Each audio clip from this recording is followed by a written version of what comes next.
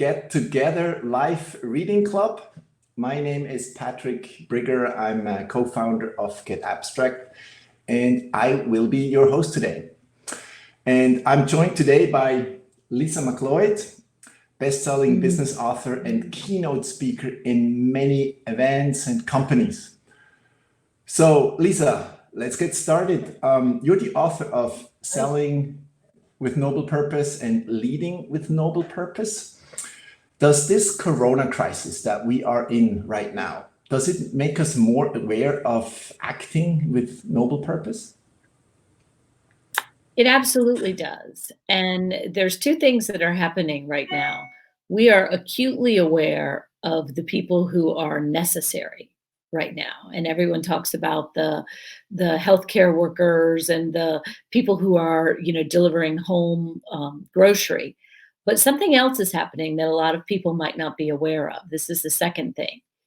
If you've ever been through a personal crisis yourself, if you've ever been through a situation where maybe you lost a loved one or you had a health crisis, what happens is that gives you a reset.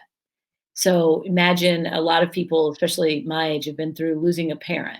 It gives you a pause. You think about, why am I here? What's the meaning of my life? What's my purpose? But what generally happens in those situations is then you go back to work and everyone else is still the same. So you kind of let that feeling go. But what's happening now is people are at home. Even if they're not dramatically affected, they probably know someone who is. And they're thinking, what have I been doing with my life? What is the meaning of my life, my work? Where have I been going? And so it is a reset that people are going to be looking to their work and saying, does this have meaning or does it not? Okay. You are the evangelist and creator of that concept of noble purpose, if I may say so, and where it's a more customer-driven philosophy that accelerates revenue growth and brings together emotionally sales people and customers. If we have that reset that you just talked about, does that apply to everyone the same way? Do you have to be, when you want to have a noble incentive, is everyone a noble person so that they are able to deliver on that? Human beings are hardwired for two things: belonging and significance. We want to be part of something bigger than ourselves, which is belonging. And significance is we want to know that our individual contribution matters. And so when I originally spotted this concept of noble purpose in business, prior to that, people thought, well, doctors have noble purpose, nurses have noble purpose, teachers have noble purpose, nonprofits. But actually, there are a lot of commercial entities that have what I call a noble purpose. And so I've worked with your team, so we'll use you all as an example. If getAbstract fell off the planet, the world would probably still keep spinning.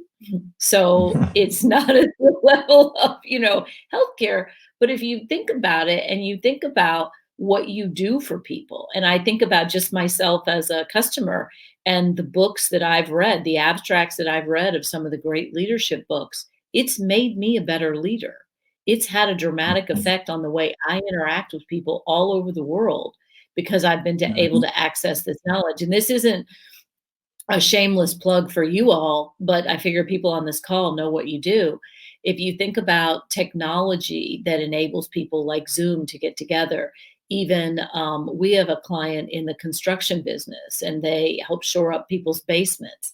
And so this idea of noble purpose isn't really just about feeding the poor, which is crucial, but it's also about providing something that actually makes a difference in people's lives. And so I think that's the reset. And I think one of the things that happens is, quite candidly, I think a lot of us really underestimate the importance of what we do and the way we interact with others.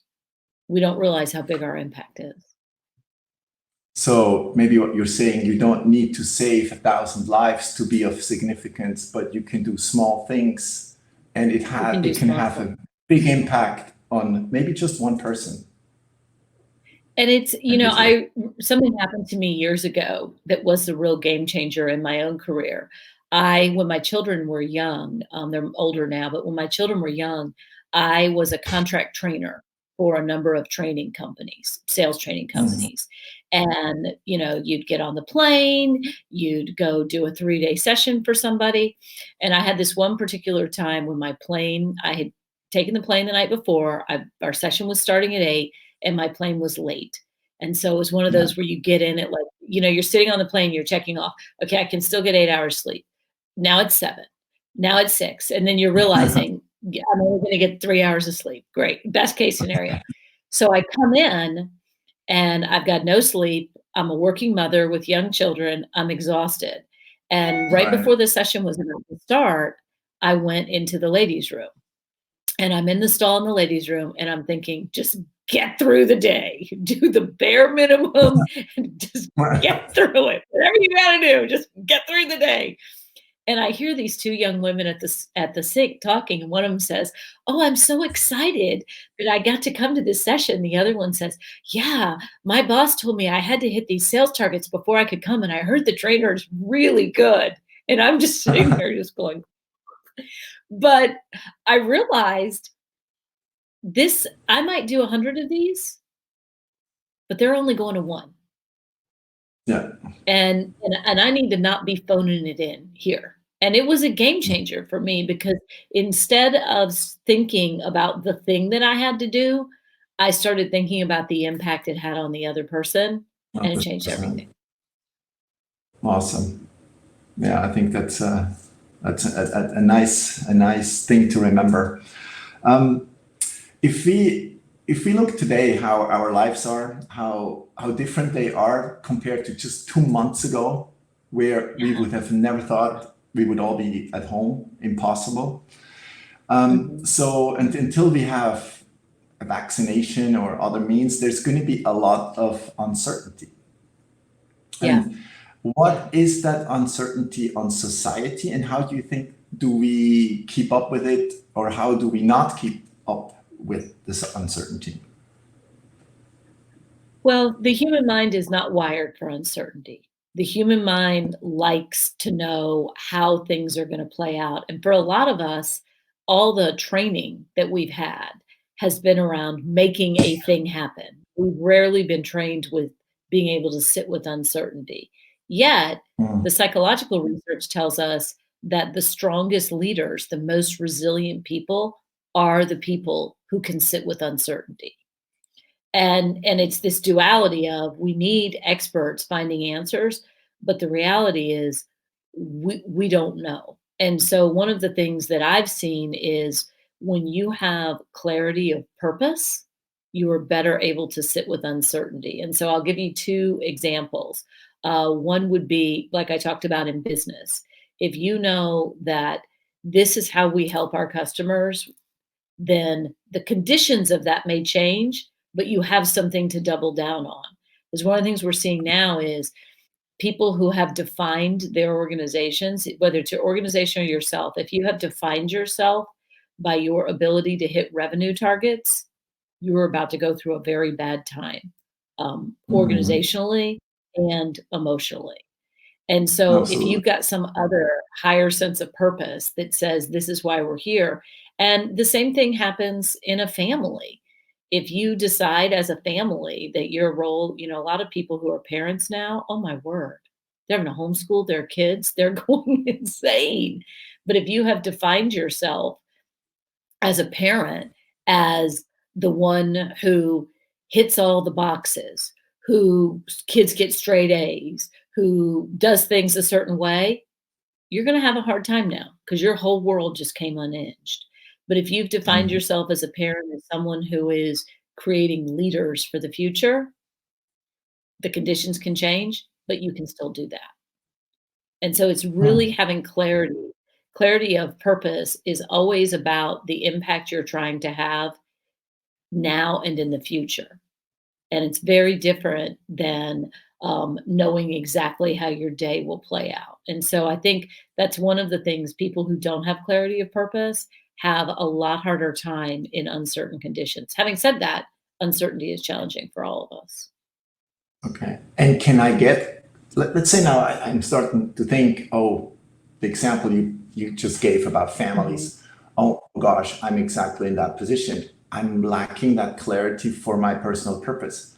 Do you have any tools or ideas how I can get that tomorrow, not in a year? Yeah, tomorrow, yeah. So the Chinese proverb, the best time to plant a tree was 100 years ago. The second best time is today. So we're going to go with the second best time. Exactly. So there's some questions, and what's interesting is we've used these questions in business, but they actually apply personally. And there's 3 questions.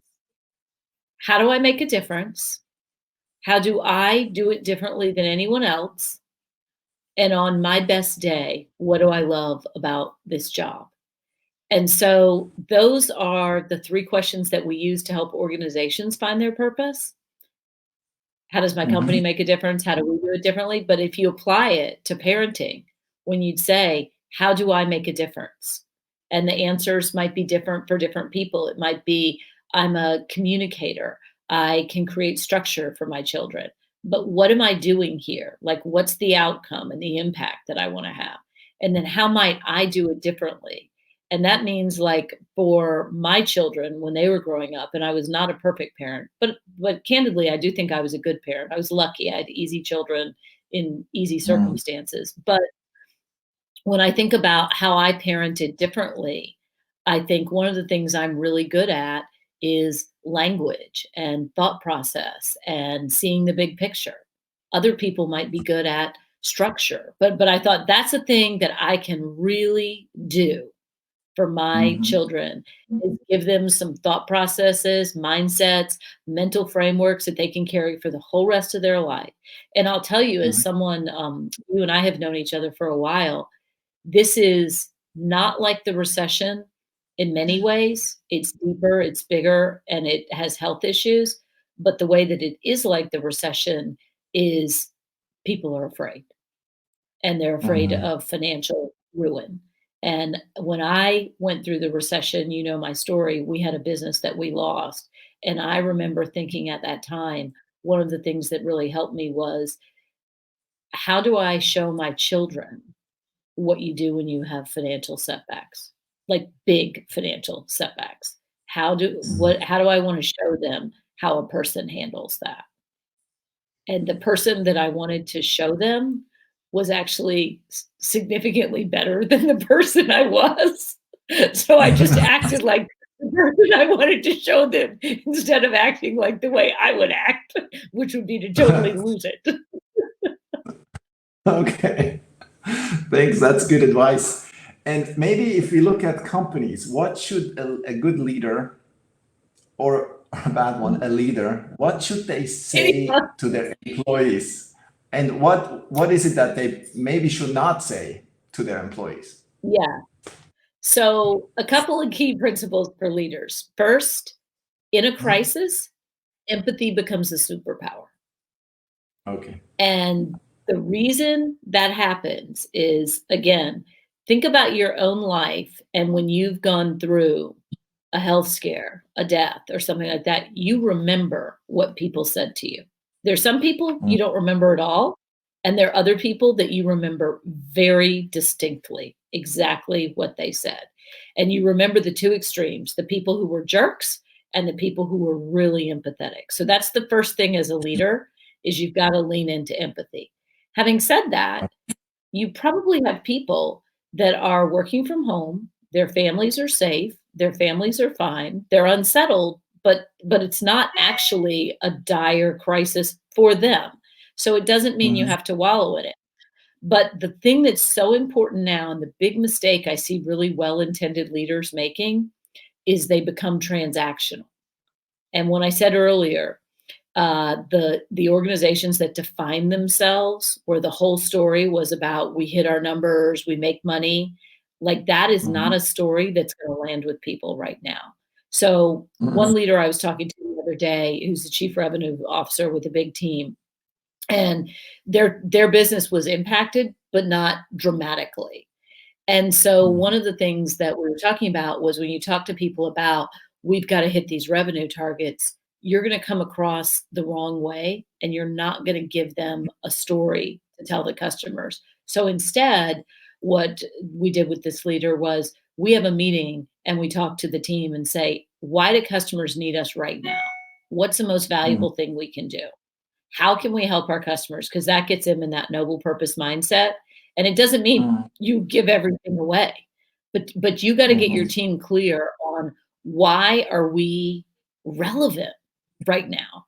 Why does what we do even matter? And then you can say, okay, with that in mind, what's realistic about the money?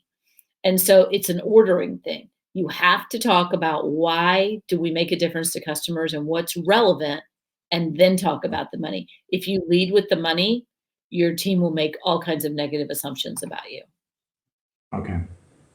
These are very good inputs. I like the one about empathy, because it applies obviously to leaders in companies. It applies to leaders in families and friends and neighbors, etc. I think, and it's hopefully something that people can carry on even when the crisis is over.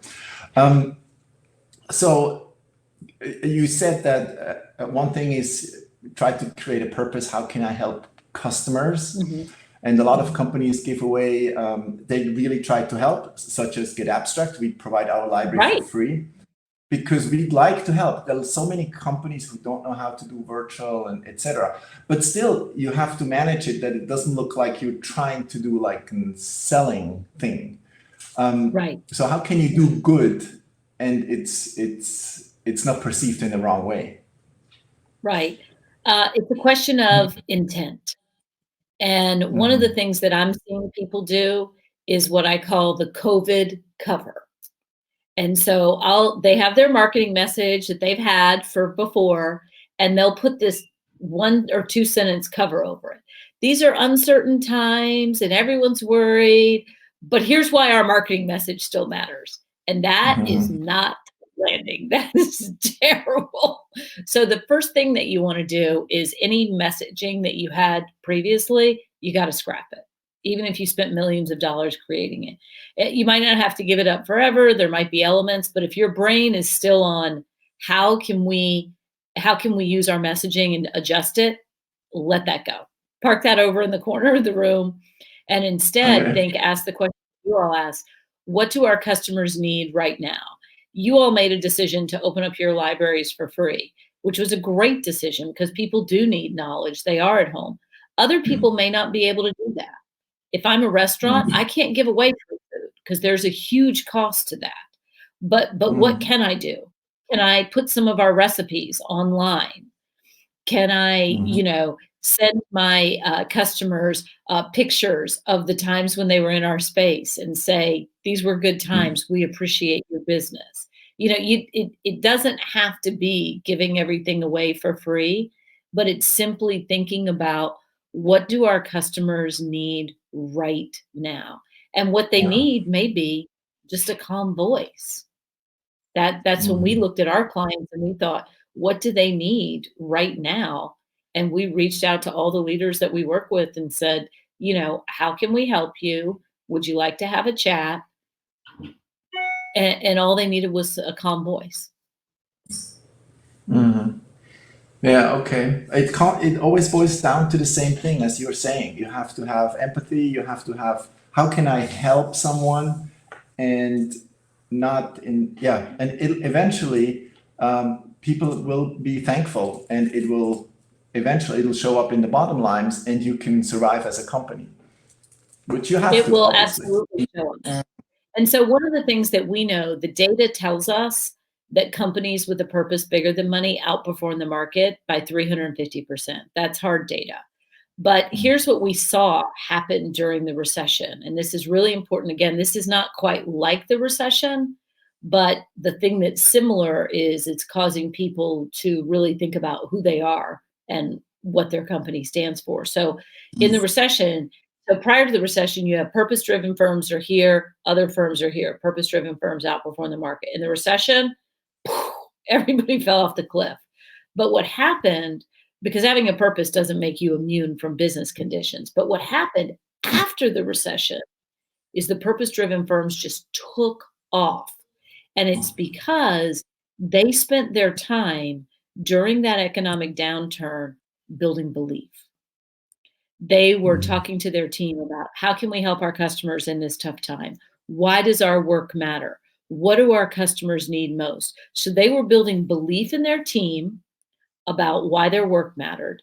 They were building goodwill with their customers, and they were also driving innovation because they, instead of saying, oh my God, how can we scramble and preserve our bottom line? That's an important question. But if that's your first question, innovation's out the window. If instead you say, what do our customers need most right now? You'll start to innovate. And so the money question is an important question, but it's not the first question. So that's why those firms coming out of the recession just went, hockey stick, like growth, and others did not. And the same thing is going to happen now. If you are building belief with your team, trust with your customers, and innovating, you'll come out. It may look different, but you will come out. Come on. Lisa, I'd like to just get a few questions that we just got in. Oh, great. In between, let's not wait to the very end. So Kate is asking, how can those that lost their jobs on top of the Corona hard reset find purpose and not get discouraged? Mm-hmm. Oh, that is a hard question. My heart goes out for you for losing a job. It really does. So the thing I would tell you is, as someone who lost a business during the recession, again, it was a different situation, but as someone who was feeling like, I'm not sure I'm going to be able to provide for myself and my family. It was a family business, so my husband was out too, and there weren't jobs for him, and there was little business for me. And so one of the things that helped me a lot was thinking about other people who have gone through worse times or difficult times. And one of the stories that I read when I was in my 20s, and I read it in Good to Great, and it was the story about Admiral James Stockdale. And in Good to Great, Jim Collins was the author of Good to Great. And when he was researching, do you know this story, Pat? I think you probably do. Yeah. He was researching Good to Great. And in the middle of the research for Good to Great, a business book, he had this interview with this gentleman, James Stockdale, and it was for a totally different piece. And Collins didn't think it had anything to do with Good to Great. And he goes to do this interview, and Admiral James Stockdale is an American who was the highest ranking officer in the Hanoi Hilton, which was a prison camp that was dubbed the Hanoi Hilton during the Vietnam War. And so as the highest ranking officer, he was responsible for keeping the men together, body and spirit. And he was there for like 6 or 7 years. He was tortured. He was beaten. And he is widely credited with being this steadying force for the men. And so when Jim Collins interviewed him, he said, well, how did you ever survive this? He said, how did you survive? He said, well, I always had the faith that I would prevail. I always knew that I would come out of this and that this would be a defining moment for me and that I would use this to do good for the rest of my life. And so then Jim Collins asked him, well, who are the guys that didn't make it out? And this is the interesting part. Stockdale said, well, those were the optimists. And Jim Collins says, what do you mean the optimist? You just said you had the faith. He goes, no. These are two different things. The optimists are the people who thought, we're going to be out by summer. We're going to be out by Thanksgiving. We're going to be out by Christmas. And they died of a broken heart. He said, you must never confuse these two things. The faith that you will prevail and the willingness to face the facts of your situation. And that really helped me in when I've gone through a tough time, because when I went through it, I could only share my own experience. I had a situation where I'm lying awake on Thursday night thinking, I can't make payroll. And so a lot of people right now are not going to have enough food next week because this business is failing and it's on me. And I might not be able to feed my family if this goes on one more week. And it was really, really scary. And that thinking about him in this prison camp and thinking, I have the faith that I will prevail, it quieted some of the fear. And it didn't mean that things didn't get bad, but that really helped me. And one of the things that I'm doing now, and I'm not having a difficult time now, so I'm fortunate. But one of the things that I've been doing is I've been watching movies and reading books like that movie Harriet about Harriet Tubman, who was a very famous American who freed slaves at risk of her own life. And for whatever reason, seeing those kinds of people gives me a lot of strength because then I think, Mhm. well, if they could do that, then I can do what's in front of me. Absolutely, yeah. And I mean, you are in this United States. I'm in Switzerland, and we're still very lucky. And we have Yeah. people working and collaborating for us in other countries where the health environment is way different. Or I was at the language school in Guatemala. A lot of these Mhm. people, the money they make today is what they need tomorrow. So Tomorrow. Yeah. yeah, tomorrow. If you don't make today 50 cents, you're not going to eat tomorrow. Yes. So I we can be lucky. We're a totally different situation. Well, and I want to really empathize, and the reason I share those stories is not to minimize anyone's situation, but it's All to right. say, if you're afraid and you're frantic, you're not gonna make good decisions. I had a minister Mm-hmm. friend of mine one time, we were talking someone was talking about a problem, and then they said, "Oh, I feel guilty complaining," and the person said, "It reminds me of that classic, tale. I felt sorry for myself because I had no shoes, and then I met a man with no feet." And the minister said, "I hate that damn story." What? And the minister said, "You know the reason I hate that story is because people always use it to minimize someone's suffering." She said, "If you have Right. no shoes and you meet a man with no feet, you have a perspective on your problem, but you still have a problem." And so I Right. think the thing for me, when I think about if you have no job, you may be moving from the no shoes category to the no feet category. And if you're just at home with your teenagers, you're in the uncomfortable shoes category. But Mm-hmm. every level of that still has Right. But problems. and how do you manage? But how do you manage that fear on a personal level? Mhm. Maybe So you the way still have a job and you don't know when you can get back. And how do you manage right. that fear? The fear is you have got to quiet the fear, and this also goes back to leadership. One of the jobs of leadership is to take fear off the table, Mm-hmm. and that applies whether you are leading 20,000 people or whether you are leading you and your child. Because Mm-hmm. when you're fearful, your amygdala, I'm doing this because your amygdala, your lizard brain, your fight or flight brain takes over, and it's actually not just fight or flight, it's fight, flight, or freeze. But you're not gonna make good decisions when you're afraid. So there's a couple Mm-hmm. ways that you can calm yourself. One is really simple, breathe. Mm-hmm. Because when you freeze up, you stop doing deep breathing. So breathe, and it'll get oxygen circulating to all your extremities. And the other thing is if you start thinking about, okay, breathe. How can I make a difference right now? That does more than just give you a generous heart. It actually ignites your frontal lobes, which is a better way of thinking for you. So if you're sitting there with your kids and you're in a panic, breathe and then think, how can I make a difference? How can I show this person love and compassion? How can I help my customer? How can I put something out there that'll be helpful to people? And it's not just a philosophical exercise. By thinking that, you will actually ignite the smarter part of your brain, and more Okay. answers will come to you for your more immediate problems. If you're just thinking, how do I get food? How do I get food? How do I get food? You're not going to come up with a good answer. But if you think, how can I feed other people? The answers will come to you. And I don't mean that every solution has a perfect answer and that there's not real suffering, but and that people are not everyone's not going to find an answer. But if you want to get yourself closer to that, you've got to quiet your amygdala. It's not going to serve you well in this situation. Okay. Lisa, we're getting to the end of the half an hour, and I'm an engineer, so I love the simple concepts that you can apply quickly. So I would love to end on that note. Breathe and think about what is the difference that I can make to someone else. And even if the difference is small or big, the difference is what matters. I think that's what I'm taking from that.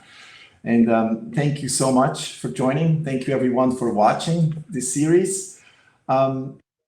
We are going to be back next week with this live get-together interviews during this crisis. And we have wonderful people like you, Lisa, who join us. So thank you very much at the same time. And I wish you all a very nice weekend. Thanks.